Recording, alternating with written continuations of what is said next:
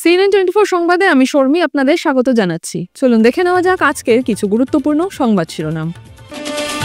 অসমের কংগ্রেস মেরুদণ্ড না থাকা কংগ্রেস, মাদানিক বাংলাদেশে খেদে পাঠানোর হুঙ্কার মুখ্যমন্ত্রী হিমন্ত বিশ্ব শর্মার। শিলচরে বিভিন্ন উন্নয়নমূলক কাজের পর্যালোচনা করলেন রাজ্যপাল লক্ষণ প্রসাদ আচার্য।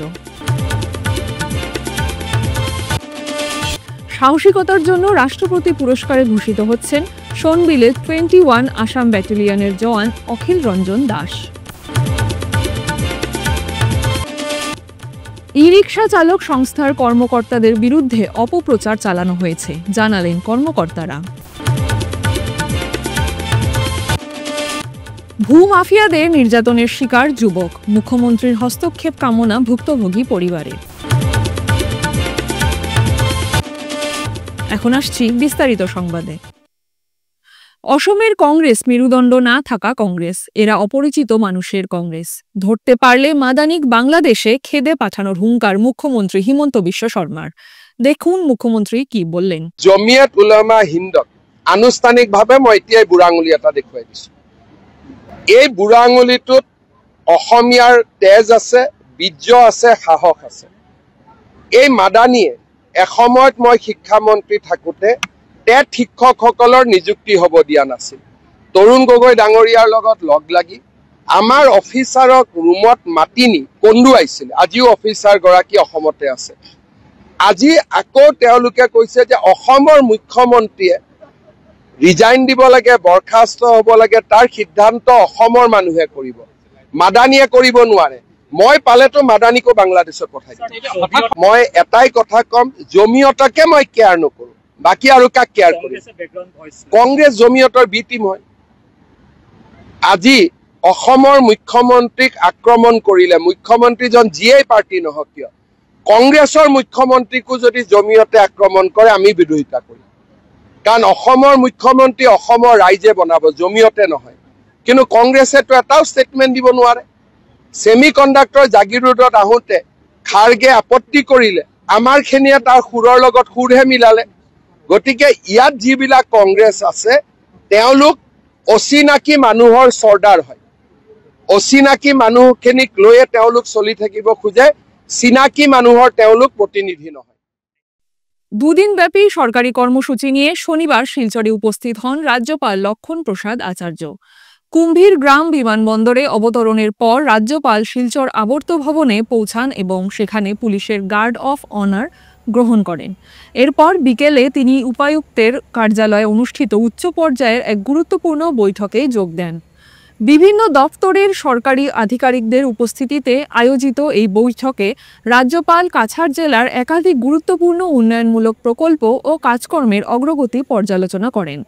বৈঠকের শেষে সংবাদ মাধ্যমের মুখোমুখি হয়ে রাজ্যপাল কাছাড় জেলায় চলমান উন্নয়নমূলক অগ্রগতিতে সন্তুষ্টি প্রকাশ করেন। শনিবার রাতটা তিনি আবর্ত ভবনেই কাটাবেন।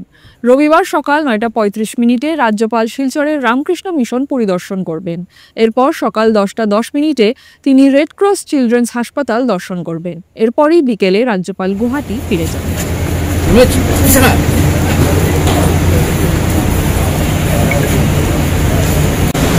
विभाग के अधिकारियों को, सारे माननीय एमएलए एमपी को यहाँ मीटिंग के लिए तैयार है। सर आपका अनुमति हो तो एक हमारे इंट्रोडक्शन के साथ हम लोग सभा को स्टार्ट करते हैं। सो मैं जिला का जिलाधिकारी हूँ, पार्टी में आया, लोगों से मिला, मेरे विकास कामों की बाकी सब चीजों की देखरेख किया। मुझे प्रसन्नता है कि मेरे राज्य के साथ साथ मेरे इस जनपद में मैंने जिन कामों को देखा, काफी काम प्रोग्रेस पर है। मुझे खुशी हुई कि मेरे जनता के लिए, शिक्षा के लिए, चिकित्सा के लिए विभिन्न क्षेत्रों में काम हो रहे हैं। प्रसन्नता है। जहां और आवश्यकता थी मैंने अधिकारियों के साथ वार्ता करके उसको और तेजी लाने के लिए उनसे बात करी, लेकिन सभी क्षेत्रों में लोग काम कर रहे हैं, देख करके खुशी हुई। Thank you sir. সাহসিকতার জন্য রাষ্ট্রপতি পুরস্কারে ভূষিত হচ্ছেন সোনবিলে 21 আসাম ব্যাটালিয়নের জওয়ান অখিল রঞ্জন দাস। দেখুন সবিশেষ। সোনবিলের ইতিহাসে এই প্রথম সাহসিকতার জন্য রাষ্ট্রপতি পুরস্কারে ভূষিত হচ্ছেন সোনবিল প্রত্যন্ত অঞ্চলের সাহসী যুবক অখিল রঞ্জন দাস। আসাম ব্যাটালিয়নে কর্মরত ওই জওয়ান রাষ্ট্রপতি পুরস্কারে সম্মানিত হওয়ার খবর ছড়িয়ে পড়তেই শনবিল এলাকা জুড়ে বইছে খুশির জোয়ার। উল্লেখ্য, গত 15ই আগস্ট দেশের ৭৯তম স্বাধীনতা দিবস উপলক্ষে দেশের সেবায় নিয়োজিত মোট 1090 জন বিশিষ্ট উচ্চপদস্থ সরকারি কর্মচারীদের রাষ্ট্রপতি পদক প্রদানের ঘোষণা করে কেন্দ্র, যার মধ্যে স্থান লাভ করেন অসমের 34 জন। ওই তালিকায় সেনা জওয়ানের 21 ব্যাটালিয়নে কর্মরত শনবিলের অখিল দাসই সাহসিকতার পদক লাভ করার সুযোগ পাচ্ছেন। এ নিয়ে গোটা এলাকায় বইছে খুশির জোয়ার। সন্তোষ ব্যক্ত করেন কালীবাড়ি সুভাষ হাই স্কুলের প্রাক্তন শিক্ষক অনিল চন্দ্র দাসও। এ নিয়ে বৃহস্পতিবার সংবাদ মাধ্যমের মুখোমুখি হয়ে এলাকার মানুষ জানান, ছোটবেলা থেকেই অখিলের স্বপ্ন ছিল সেনা জওয়ানে যোগ দেওয়ার। পরবর্তীতে অবশ্য 2015 সালে তার মনোবাঞ্ছা পূর্ণ হয়, আর দেশের সেবায় নিজের অবস্থান স্পষ্ট করে রাষ্ট্রপতি পুরস্কারের সম্মান লাভ করে শনবিলের স্বনাম কুড়িয়েছেন কল্যাণপুর গ্রামের যতীন্দ্র চন্দ্র দাস এবং পদ্মারানী দাসের সুপুত্র অখিল। এ নিয়ে সংবাদ মাধ্যমের সাথে কথা বলতে গিয়ে অখিল জানান, তার সাফল্যের পিছনে বাবা মায়ের পাশাপাশি তার মামা সজল কান্তি দাস এবং কাজল দাসের কৃতিত্ব অপরিসীম। কেননা ছেলেবেলায় মায়ের মৃত্যুর পর মামা মামিরাই তাকে কোলে পিঠে করে মানুষ করেছেন। আমি সুভাষ হাই স্কুলের প্রাক্তন হেডমাস্টার, কালীবাড়ি বাজার। তো আমরা শুনলাম যে অখিল রঞ্জন দাস, বাবার নাম যতীন্দ্রচন্দ্র দাস, 21 ব্যাটালিয়নে ইন্ডিয়ার ও কনস্টেবল। ওর অত্যন্ত সাহসিকতার জন্য ওকে নির্বাচিত করা হয় রাষ্ট্রপতি পুরস্কারের জন্য। খবরটা শোনার সাথে সাথে আমরা খুব আনন্দ করি এবং এ ধরনের যে দামাল ছেলে আমাদের অঞ্চলে আছে আমরা জানতাম না। যাই হোক, এইটা তার প্রাপ্য ছিল, পেয়েছে। তো এতে আমরা শনবিলের অঞ্চলবাসী খুব খুশি। অপপ্রচারের সঠিক জবাব দিলেন ই রিকশা চালক সংস্থা শ্রীভূমি শাখা। দিন কয়েক পূর্বে জেলা প্রশাসন ও ই রিকশা চালকদের মধ্যে খানিকটা মনোমালিন্যের সৃষ্টি হয়েছিল। তার পরবর্তীতে ই রিকশা চালক সংস্থার কর্মকর্তাদের বিরুদ্ধে অপপ্রচার চালানো হয়, 300 টাকা নিচ্ছে তারা। শনিবার সাংবাদিক সম্মেলনে ই রিকশা চালক সংস্থার কর্মকর্তারা স্পষ্টভাবে উল্লেখ করেন, কিছুদিন পূর্বে যে শহরে যে টুকটুক নিয়ে যে একটা প্রশাসন এবং টুকটুক চালকের মধ্যে যে একটা দ্বন্দ্ব হয়েছিল, তার পরিপ্রেক্ষিতে টুকটুকি ইউনিয়নের উপরে একটা অপপ্রচার এসেছিল যে টুকটুকি নিয়ে 300 টাকা নিচ্ছে বা 300 টাকা নিয়ে কি করছে। এটার জন্য আজকে আমরা এখানে প্রেস মিট করছি। দেখুন, যে কোনো সংস্থা চলতে হলে প্রথমে আর্থিক প্রয়োজন, আর্থিক টাকার প্রয়োজন হয়। তার জন্য ইউনিয়ন টাকা নিচ্ছে। ইউনিয়ন টাকা নিয়ে কি করছে? ইউনিয়নে 300 টাকা নিচ্ছে, জয়েনিং ফিস 200 টাকা এবং মান্থলি 100 টাকা, যেটা নিয়ে ইউনিয়নের অফিস খরচ আছে, অফিসে যে স্টাফ আছে স্টাফের খরচ আছে। প্রতি বছরে আমাদের রেজিস্ট্রেশন, যে রেজিস্ট্রেশনটা আমরা সরকারের দ্বারা অনুমোদিত, শ্রীভূমি শহরে মাত্র একটাই টুকটুক অ্যাসোসিয়েশনের রেজিস্ট্রেশন আছে, যেটা আমাদের সরকার দ্বারা সার্টিফাইড। এটার প্রতি বছরে আমরা রিনিউয়াল করা লাগে, এটার একটা খরচ আছে। এবং যেগুলো আমরা ইউনিয়নের যে খোলার উদ্দেশ্য ছিল, এই উদ্দেশ্যটা হলো এরকম যে টুকটুকি চালক, যে চালক নিজে টুকটুকি চালায়, নিজে মালিক, যে টুকটুকি যে ইউনিয়নের সঙ্গে জড়িত আছে, ওতপ্রোতভাবে জড়িত আছে, তাদের কোনো বিপদে আপদে টুকটুকে অ্যাসোসিয়েশন সহযোগিতা করে। যেমন যেগুলা চালক টুকটুকি চালায় তারা নিশ্চয় দরিদ্র মানুষ, তাদের মধ্যে দেখা যাচ্ছে কি 1 বছর পরে ব্যাটারি নষ্ট হয়ে যাচ্ছে। ব্যাটারি হঠাৎ করে একটা ব্যাটারির দাম 10,000 টাকা, 11,000 টাকা। ব্যাটারি যখন নষ্ট হয়, একটি চালকের দ্বারা একসাথে 1,000, 12,000 বার করা অতি কষ্ট হয়। তাই এই সময় যদি ইউনিয়নের কাছে এসে ওরা বলে একটা অ্যাপ্লিকেশন দিয়ে, যেটা বিগত আমরা 2 বছর ধরে ইউনিয়নে করে যাচ্ছে, এটা প্রতি মাসে 6টা 7টা আমরা ইউনিয়নের পক্ষ থেকে ব্যাটারি দিই বিনামূল্যে নেয়। ওরা আবার প্রতি মাসে আমাদেরকে এই টাকাটা রিকভারি করে, 6 মাসের ভিতরে এই টাকাটা রিকভারি করে, আবার আমরা এগুলা করি। একটা সাহায্য, এটা নিয়ে আমরা টাকা নিয়ে এটা করি। আবার দেখা যায় যে কোনো সময় যে চালক অ্যাক্সিডেন্ট করেছে, অ্যাক্সিডেন্ট করার পরে ও ঘরে বসে থাকে, ওর পরিবার চালাতে পারে না, বা চিকিৎসার জন্য যতটুকু পারে আমরা ইউনিয়নের পক্ষ থেকে সাহায্য করি। হলো এই 300 টাকার মধ্যে এরকম করে। প্রতিদিন কিন্তু টুকটুকি যে লাস্ট 2 বছর বা 3 বছর ধরে যে আমরা ইউনিয়ন চলছে, এই সময় কিন্তু টুকটুকির মধ্যে বেশি টুকটুকি চালকরা জড়িত ছিল না। আমরা কয়েকজন মেম্বার মিলে এই সংস্থাকে দাঁড়া করিয়েছি। এখন আস্তে আস্তে টুকটুকি চালকরা আমাদের এখানে এসেছে। কারণটা হলো পৌরসভা যে নির্দেশ দিয়েছে যে শহরে টুকটুকি শহরে চলবে, গ্রামে টুকটুকি গ্রামে চলবে। এবং আরেকটা অপপ্রচার হচ্ছে যে টুকটুকি চালকে আমরা টুকটুকি ইউনিয়নে ঢুকবো না। আমাদের টুকটুকি ইউনিয়নের নির্দেশ আছে, যেগুলা নির্দেশ আমরা প্রশাসনকে দিয়েছি, পৌরসভাকে দিয়েছি, যে এইগুলো নিয়মাবলী মেনে চলতে হবে। যেমন 18 বছরের নিচে কেউ টুকটুকি চালাতে পারবে না, নেশা মুক্ত, নেশা যুক্ত হয়ে টুকটুকি চালাতে পারবে না, নেশা মুক্ত ভাবে চালাতে হবে, বাজে ব্যবহার করতে পারবে না। এগুলো আমাদের এই নিয়মাবলী আছে। এই নিয়মাবলী আমরা 12টা শর্ত আছে, এই 12টা শর্ত আমরা তুলে দিয়েছি। হয়তো কিছু মানুষের এটা অসুবিধা হচ্ছে, তাই হয়তো ইউনিয়নে এসে যুক্ত হতে পারছে না।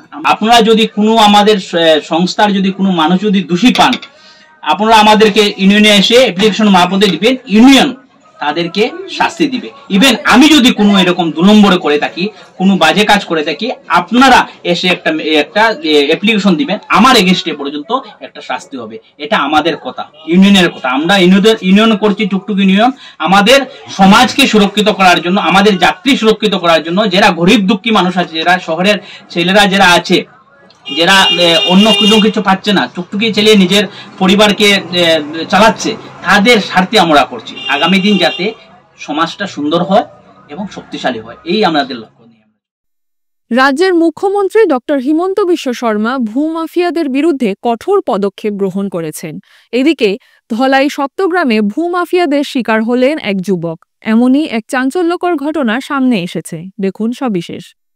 এ নিয়ে সপ্তগ্রাম জিপির লোকনাথপুরের বাসিন্দা অসহায় যুবক সাহিদুল ইসলাম লস্কর জানান, দীর্ঘ 10 বছর পূর্বে কিছু জমি ক্রয় করেছিলেন তিনি।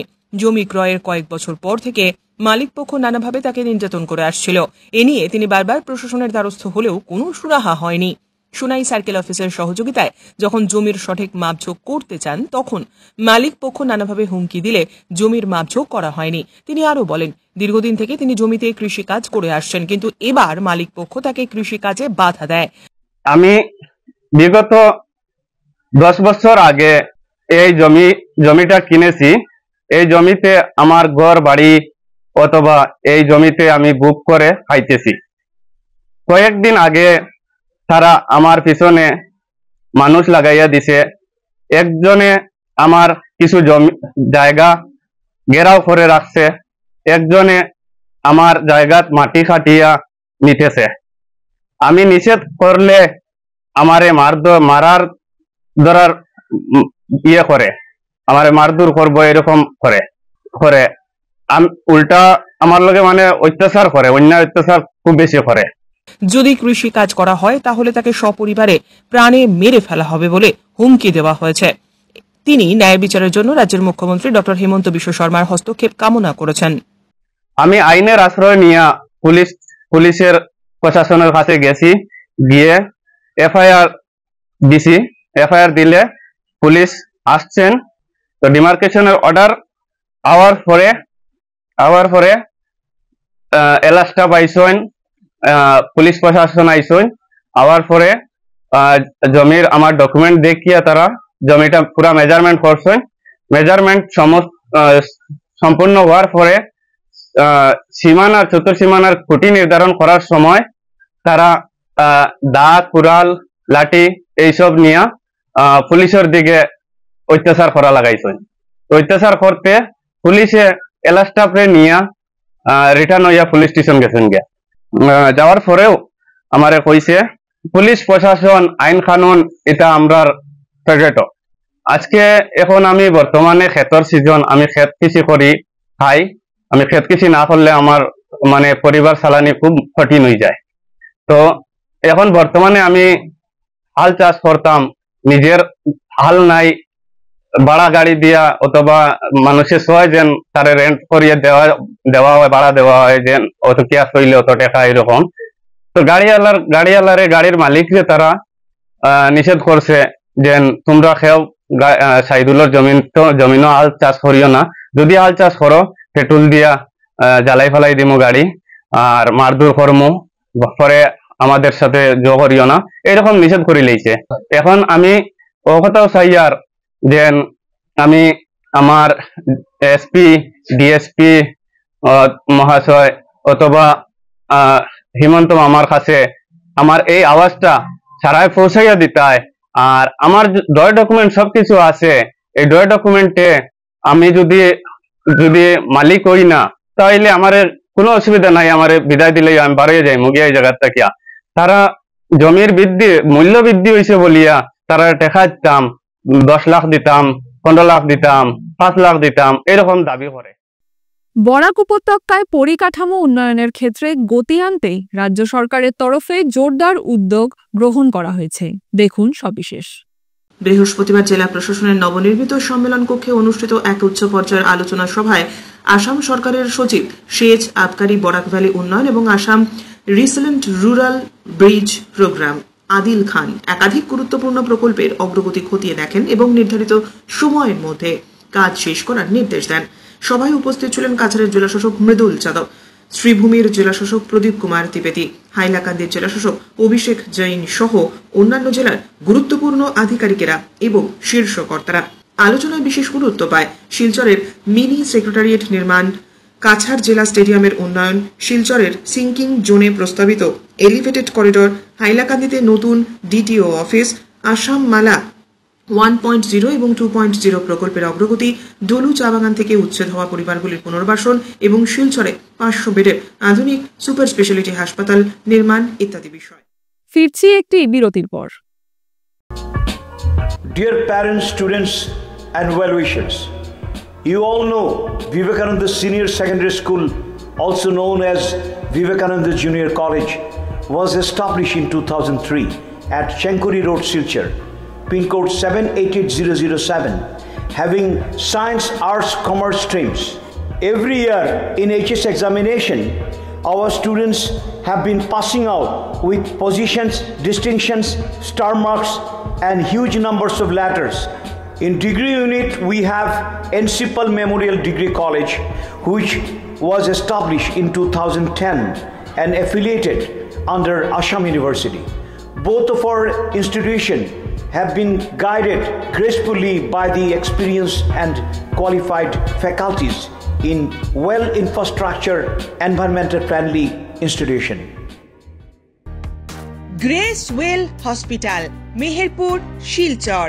এখানে আপনারা পাবেন ডায়ালিসিস, এন্ডোস্কোপি, সোনোগ্রাফি, ইকোকার্ডিওগ্রাফি, এক্স-রের মতো বিশেষ সুবিধে, উন্নত মানের ডাক্তারি পরিষেবার পাশাপাশি পাবেন আইসিইউ, এনআইসিইউ, ইনডোর, আউটডোর এবং যে কোনো রকম সার্জারি অত্যন্ত সুলভ মূল্যে এবং অত্যাধুনিক মানের। গ্রেস ওয়েল হসপিটাল বিভিন্ন ধরনের চিকিৎসা পরিষেবার পাশাপাশি এখানে আপনারা পাবেন বন্ধ্যাত্ব কাটিয়ে মাতৃত্ব এবং পিতৃত্বের আশ্বাস। আপনার সুস্থ জীবনের লক্ষ্যে সর্বদা কাজ করে চলেছে গ্রেস ওয়েল হসপিটালের সদস্যবৃন্দ। ঠিকানা grace well hospital, Meherpur, Silchar 788015। আপনার সুস্থ এবং মঙ্গলময় জীবন কামনা করি আমরা। Grace well hospital. ফিরে এলাম বিরতির পর। দুদিনের সফরসূচি নিয়ে শিলচরে উপস্থিত হয়েছেন আসামের মাননীয় রাজ্যপাল লক্ষণ প্রসাদ আচার্য। শনি এবং রবিবার বিভিন্ন সরকারি কার্যসূচিতে তিনি অংশগ্রহণ করবেন। আর এই সরকারি কার্যসূচির মধ্যেই মাননীয় রাজ্যপালকে সংবর্ধনা এবং সম্মান জানালো মারোয়ারি সম্মেলন, মারোয়ারি যুব মঞ্চ এবং মারোয়ারি যুব মঞ্চ টাইটান্স। জেলা শাসকের কার্যালয় সরকারি অনুষ্ঠানের ফাঁকে 3 সংগঠনের কর্মকর্তারা উপস্থিত হয়ে মাননীয় রাজ্যপালকে গামছা, উত্তরীয় এবং পুষ্পস্তবক দিয়ে সম্মান জানান। রাজ্যপালকে সম্মাননা জ্ঞাপন করে খুশি ব্যক্ত করেন 3 সংগঠনের কর্মকর্তারা। राज्यपाल को सम्मानित किए मारवाड़ी सम्मेलन की तरफ से और मारवाड़ी युवा मंच, मारवाड़ी टाइटन सभी ने मिलकर आज राज्यपाल को हम लोगों ने सम्मानित किया। राज्यपाल ने हमको समय दिया था, उस हिसाब से हम लोग सही टाइम पे आए, लेकिन यहाँ पे व्यवस्था के कारण उनके ने बोले वहां से उतर के हम लोग को जाना, सगी 10 में जाना है, परंतु राज्यपाल की उनकी गरिमा, उनका महत्व देखिए, उन्होंने फिर वापस ऊपर हमें बुलाया, फिर ऊपर हमारे लिए सिर्फ वो ऊपर आए और हम लोगों ने उनको सम्मानित किया। ये बहुत गर्व की बात है कि उन्होंने हम लोगों को इतना समय दिया, काफी बातचीत भी की और आगामी कोई भी उत्सव में अगर उनको हम बुलाएंगे तो वो आने के लिए तैयार हैं। इस तरह से उन्होंने हमें आश्वासन दिया है। राज्यपाल महोदय सिलचर पधारे, मारवाड़ी युवा मंच, मारवाड़ी सम्मेलन और मारवाड़ी युवा मंच टाइटन सभी शाखाओं ने मिलकर उनका स्वागत किया। और राज्यपाल, सबसे बड़ी बात यह थी कि राज्यपाल महोदय ने हमको एक अच्छा टाइम दिया, सबसे पर्सनल खड़े होकर उनके नाम पूछे और उनका व्यक्तिगत परिचय भी लिया। ये हम सबके लिए एक बहुत गौरव की बात है। কেমনটা যেন উলটপালট। প্রায় 70 বছরের পুরনো ডাকঘর শ্রীভূমি শহরের সুভাষনগর এলাকা থেকে স্থানান্তর। দেখুন সবিশেষ। 15 এবং 16 আগস্ট দুদিন বন্ধ থাকার পর 17 আগস্ট বহু গ্রাহক সহ এজেন্টেরা এসে দেখেন সুভাষনগর এলাকায় ডাকঘর বন্ধ হয়ে গিয়েছে। হয়তোবা বাজার এলাকায় ডাকঘরের সঙ্গে অন্তর্ভুক্ত হওয়ার কথাও শোনা যাচ্ছে। এদিকে ওই এলাকা থেকে অন্যত্র স্থানান্তর করা যেন মানতেই পারছেন না বহু গ্রাহক সহ এজেন্টেরাও। শনিবার সুভাষনগর এলাকায় স্থায়ী ডাকঘরের সামনে প্রতিবাদে মুখর হয়ে ওঠেন তারা।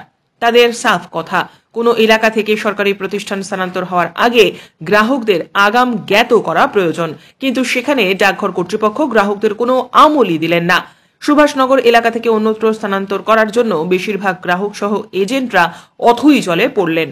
যেহেতু সুভাষনগর এলাকায় স্থায়ী ডাকঘর রয়েছে, তাই গ্রাহকদের সুবিধার্থে নতুন কলেবরে ডাকঘর হোক, কিন্তু সেখান থেকে স্থানান্তর যাতে না হয় সে বিষয়ে তারা দৃষ্টিপাত করতে বলেন। পোস্টাল ডিপার্টমেন্ট, ভারত সরকার যেভাবে একটা আমূল পরিবর্তন আনছে সেটা সাধারণ জনসাধারণের জন্য অত্যন্ত ভালো ব্যাপার।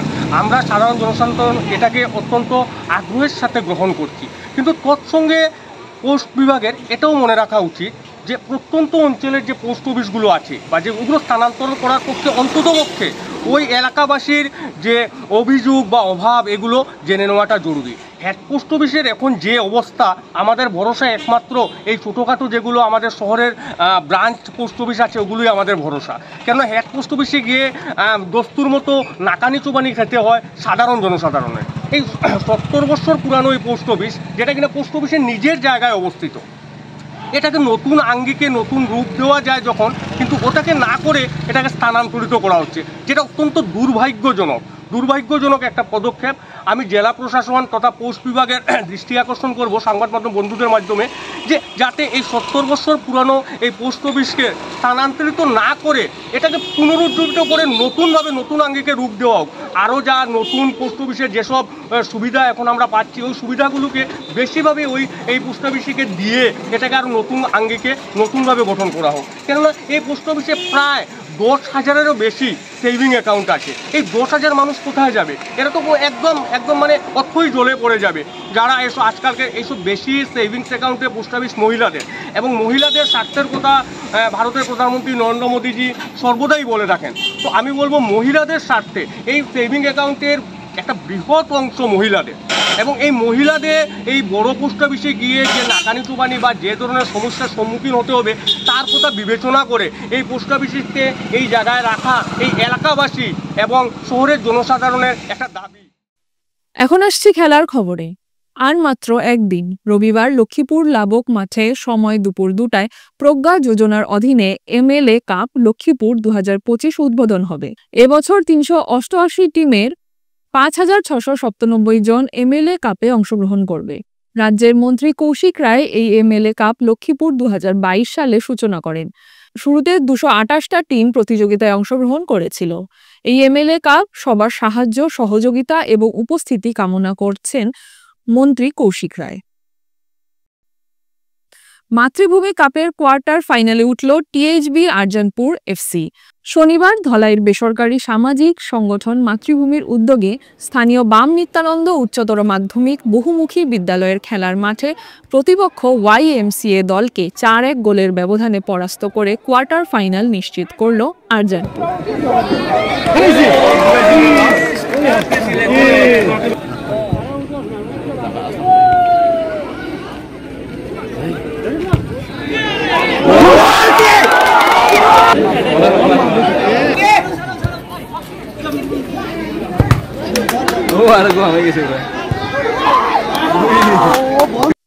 CNN 24 সংবাদ আজকের মতন এই পর্যন্তই। নমস্কার।